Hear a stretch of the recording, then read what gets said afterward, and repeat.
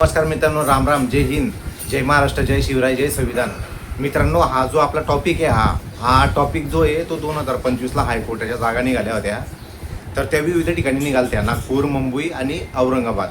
ठीक आहे मित्रांनो, जागा होत्या हमाल शिपाईच्या मी गोष्ट करतोय.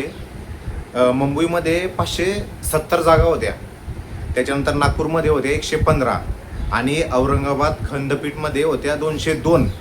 मित्रांनो, जागा एवढ्या जबरदस्त आहेत की डोकं काम नाही करत की एवढ्या जागा कसं काही निघाल्या.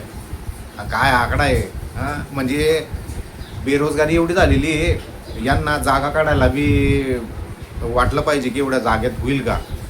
आणि विशेष करून मित्रांनो, म्हणजे जागा काढल्याबरोबर आहे, चांगली गोष्ट आहे, पण काढल्या त्या कमीच आहेत, ह्या तर पुढंच लागत नाही.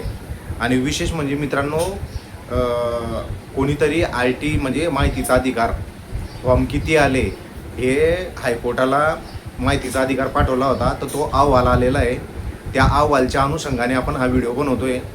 तो अहवाल वाचला मी, अक्षरशः अंगाला काटे आले की हे काय भानगड आहे.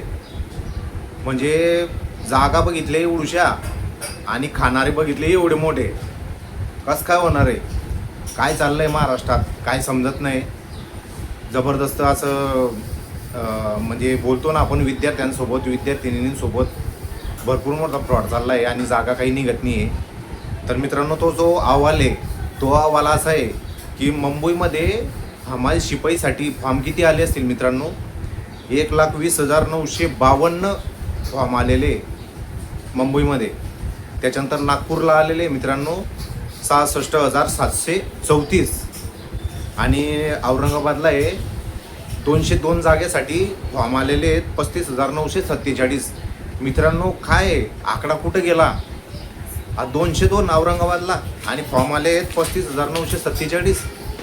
काय होणार आहे, किती टफ होणार आहे ही परीक्षा. आणि काय जे विद्यार्थी समजा जे चांगला अभ्यास केलेले आहे त्यांचा सुद्धा इथं नंबर लागणं मुश्किल आहे मित्रांनो. तर हे कुठंतरी काहीतरी थांबलं गेलं पाहिजे आणि जागा जास्त आणि फॉर्म कमी असं उलटं झालं पाहिजे, तरच हा फायदा होईल आणि विद्यार्थिनींना रोजगार भेटेल, नोकरी भेटेल. एवढं म्हणजे बेकारी झालेली आहे की अक्षरशः मी तो अहवाल वाचला आणि मला अंगाला काटे आले. म्हटलं चला, माझ्या राहिलं नाही गेलं, मी व्हिडिओ बनवून टाकला आहे. तर याच्यावर कमेंट करून तुम्ही सांगा की हे योग्य आहे का अयोग्य आहे.